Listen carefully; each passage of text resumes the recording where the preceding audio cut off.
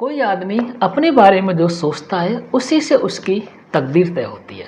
Hello दोस्तों, मैं कन्हैया और आज हम सुनते एक इंटरेस्टिंग स्टोरी। दोस्तों, एक बार एक भिखारी थे और वो रेलवे स्टेशन पर भीख मांगा करते थे। साथ में ही वो अपना एक कटोरा रखा करते थे जिसमें पेंसिल हुआ करती थी।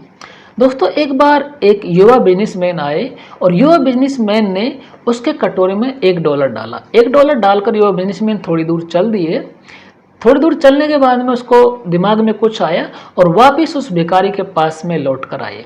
भिखारी के कटोरे में से उसने 2 पेंसिल उठाई और 2 पेंसिल उठाते हुए उसने भिखारी को बोला कि मैंने आपको $1 इन पेंसिलों की कीमत दे दी है, ठीक है ना? आखिर आप भी एक बिजनेसमैन हो और मैं भी एक बिजनेसमैन हूँ।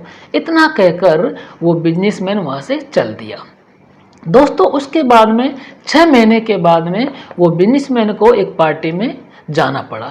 एक पार्टी में गए थे तो एक पार्टी में जो भिखारी था वो भिखारी भी उसी पार्टी में मिला उसको। दोस्तों, बिजनेसमैन ने भिखारी को नहीं पहचाना, लेकिन भिखारी ने उस बिजनेसमैन को पहचाना। उस भिखारी ने उस बिजनेसमैन को पहचाना और पहचान कर वो जो भिखारी था बिजनेसमैन से मिला कि क्या सर आपने मुझे पहचाना? बिजनेसमैन ने कहा कि नहीं, मैंने तो आपको नहीं पहचाना। फिर उसने याद दिलाया, फिर उस बिजनेसमैन को बात याद आई। फिर उस बिजनेसमैन ने कहा कि आप तो भिखारी थे, आप यहाँ क्या कर रहे हैं इस पार्टी में?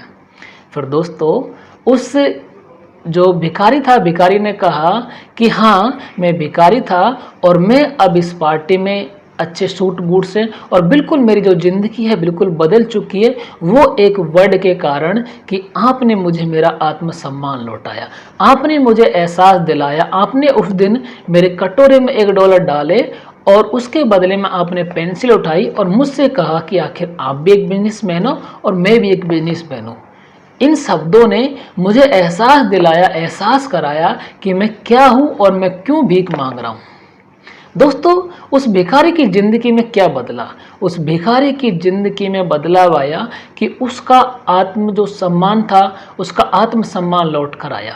उसको एहसास दिलाया कि आप भी कुछ नया कर सकते हैं। दोस्तों, उस बिजनेसमैन की वजह से उस व्यक्ति के जीवन में बदलाव आया और वो व्यक्ति ने फिर कुछ नया करने की सोची।